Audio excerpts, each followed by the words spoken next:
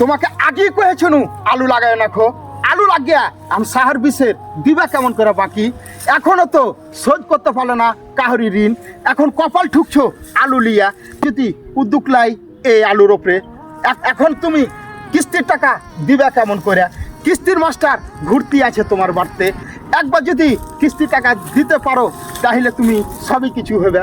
সরকারকে যদি এই আলুর দাম উঠাই যদি, তাহলে তোমার কপালও ভুলবে, তাহলে সবই 100 টাকা মন লিছে না কেউ। এই যে আলু হাইরে জীবন,